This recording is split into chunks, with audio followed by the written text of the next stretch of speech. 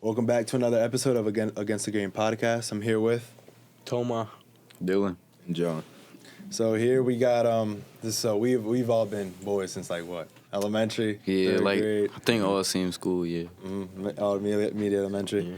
And so me and Toma, we've been Christians for a while, and then you two just got recently saved at the new at the Thanksgiving Eve service. So we want to talk about that. Toma, you want to share your testimony first, how you came to Christ and all that? Yeah, so I've been a Christian all my life. My faith has been on and off. I haven't been too distant from God or too. I've been very close to God, but I've also went astray for parts of my life. I think it was during COVID I got really close to God, and then when I went back to school is when I started to go away and be pulled closer to the ways of the world. That was just because I was chasing like validation from other people, and that's just like the normal stuff that everyone kind of goes through sometime in their life, because they want to be liked by people. And it was only recently, I think, beginning of last year of 2024, I lost somebody very close to me. It was my uncle. He was like a second father to me. And I was like in a time period of like deep depression, despair, and like I just felt empty on the inside. And that's when I realized like the only thing that could fulfill me was Jesus Christ. That's when I realized that I need to get closer to Him. I started going back to church a lot more, like not just the Sunday services, but I also went to like the sizzling summers here at Calvary. I started like hanging out with more godly men like Rahonel right here, and my friends Kevin and Brett, who also come to this church. I also started reading my Bible a lot more. I would just sit outside in nature and read my Bible. I would even like me and Rahonel would send verses together. So it was really like me and him both grew together, which was such an amazing thing. Like I'm so blessed to have a friend like him, and yeah, I've been on that track ever since, like just growing with God. I've never been closer with God than I am now, and just sharing the gospel with other people. So that's my testimony. So let's talk about that Thanksgiving service, because that was crazy. Cause it was a good service. Because I remember I was like, when the worship was, I was crying during the worship. That whole thing, which was tough. And I remember I was praying like, oh, please touch Dylan, please touch John. And then I saw you grabbed John, you went up, Pastor Mother with a prayer. So how was all that for you guys? I mean, it was a good service. There was like a lot of people there, and I thought it was fun too. I definitely had a good time. And when you brought me up there, it was just like, it was good. I felt a lot of emotion, and we was all together, and it was just a good time, I definitely felt a lot of emotion that night. I feel like it was like, that night was definitely my big first step in our journey. Like, you helping me, you kind of just like showing me like what's really important and what's like the right way. And it's like a lot of stuff that I tell you like about my life, it just was going on, and you were always there, and you just told me like this is the right way to go with everything. And like I followed you. Like we had like it was bumpy just getting there, but I feel like once we got there, it was finally something, and you just showed me just in the end like this is the right way to go. And since then, it's been a lot easier, and life's been a lot better. Just knowing like I can depend on someone with everything. Someone's always there to talk to, and God's always been there. And I'm so glad you helped me find him, and that's why I really appreciate you for that, honestly. Yeah, Rahonel definitely brought me closer to God too. Like a lot during the summer, Rahonel would call me up, and we would read like the Bible together. And I didn't really read the Bible like that. Like I always knew about God, but I would never really pick up my Bible, or I never had like Rahonel put me on to a lot of the apps, like the Bible app and stuff. And he's just been a really good friend, and he's definitely helped me. He's helped John just get closer to God, and yeah. I feel like that's a good spot that we could start talk about the gospel, because like what you said, nobody but Jesus, man. Nobody but Jesus. That song, we always spamming that song in the car. But I have a verse here that in Romans is a great book, like especially the first one's explaining it. Romans 5:19. Just as through the disobedience of one man, many were made sinners, so also through the obedience of one man, many will be made righteous.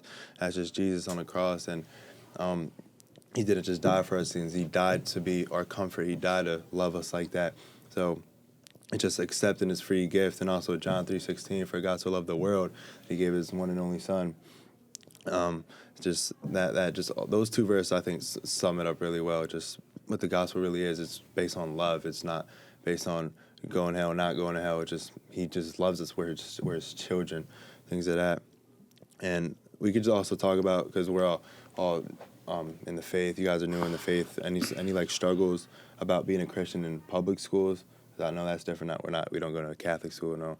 Yeah. ccdelco, like Christian school, like what is that like?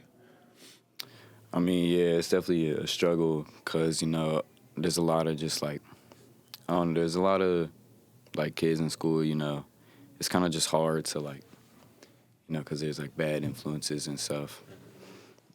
And it's just difficult, like trying to be a Christian, trying to grow with God, because, some people try and like pressure you into stuff.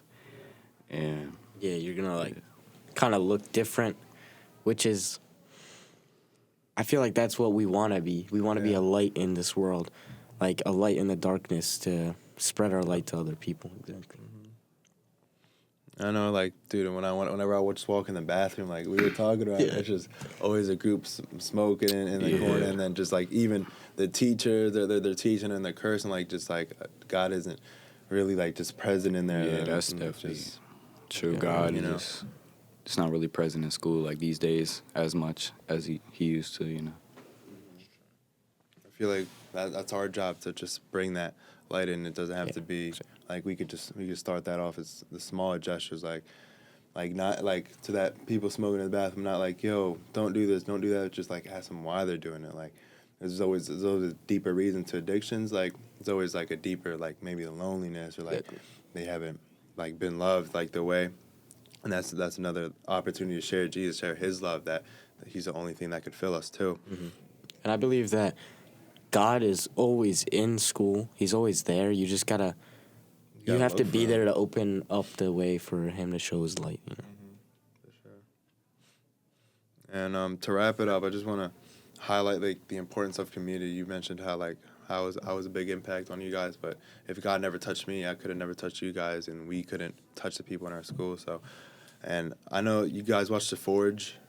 No, I told you about it. Yeah, you told me. I gotta get that. It's on Netflix, like fourth in the movies right now. It's so far. I watched it with my sisters in the summer, and there's this one scene that it's like a Christian boys little club, and there's just like this metaphor thing. So he's holding up a sword, and in Galatians it says, or in Ephesians it says like the word is a sword of the Spirit.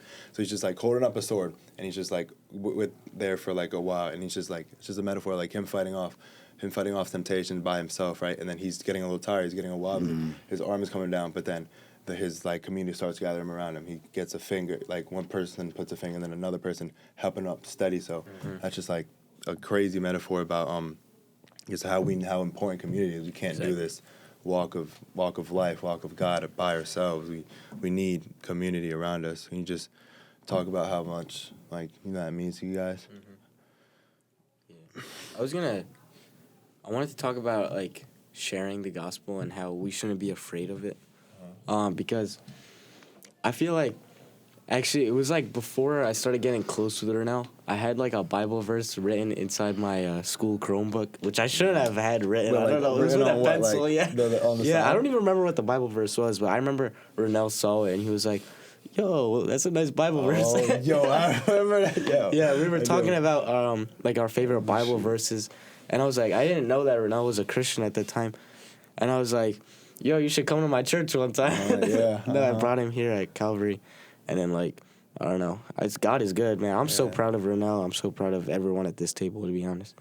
I've like at the time I wasn't even like, I think that's when after that point I started like straying away from God, which was kind of weird. But then I felt like I introduced somebody who was already a Christian to go deeper into their faith journey as I was going away like from God. So it's like God used Rahonel to bring me back to God again. So it was just, it's all connected in the end. Like, I'm just so happy. Yeah, bro. God And, is like, good. The context with that, like me and my family were looking for a church for the longest. Like we were, because we're all Hispanic, and we always like my mom, like everybody like Spanish churches. So we were going to one in Philly, but that was like, bro, like 45 minutes away every Sunday. And so we were like watching like some Joel Osteen like online and stuff, but like you don't never really pay attention when you're online. You're at home, you're chilling. So like you like with that all that time and invited me, like I would have never been here if it weren't for you. So that's back to the community part, man. So I appreciate you. Appreciate you. Yeah, like I feel like our community just keeps getting like stronger, and Rahonel, you know, he brought me to church. John, he brought John to church, and I feel like we keep on building, like, especially more people from our school. I see a lot of people from our school go here. And I feel like, yeah, Rahonel, you know, we all just keep, like, going up. I feel like me and Rahonel keep, like, unconsciously, like, bouncing off each other. Like, I talked to Kevin about coming to this church, and then, but, like, he didn't come for a while, and then all of a sudden he started coming, but that was because of Rahonel. So it was like our actions are being used to...